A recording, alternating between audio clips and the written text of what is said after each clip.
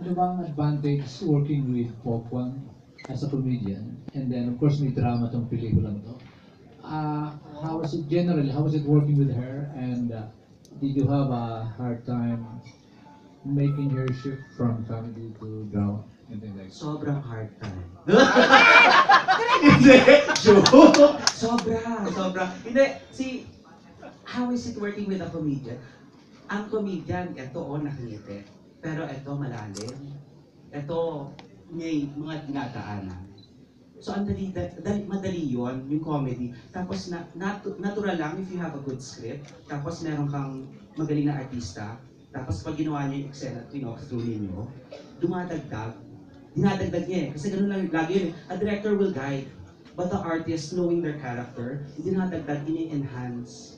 So, working with Pokwang is always a delight. Except for that first day. You'll never, but hindi. Kasi nga, she had, first day jitters. And una niyang eksena, kissing scene. So medyo kabado siya.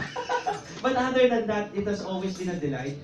Pambihira na humingi kami sa artista ng 22 days straight. Halika dito, drop everything and be Marietta Subong. I mean niya. And she said, I'll do it.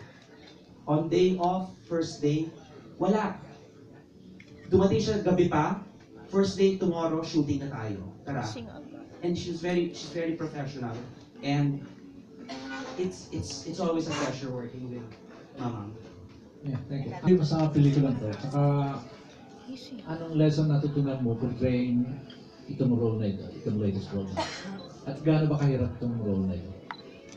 Mahirap na mahirap, pero pero pag nakikita mo masaya sa lahat sa set, dumarating ng nakangiti lahat. So, nababawasan yung mga stress ko sa trabaho, nakikita mo silang lahat na talagang very supportive talaga sa role ko rin. Dahil alam nila kung gaano kahirap yung mga pinagagawa ko dyan. Tapos, ano pa yung isang... Anong nai-enjoy mo sa paggawa ng Lahat na-enjoy ko. Unang-una yung mga halikan, chos. Unang-una yung plastikan.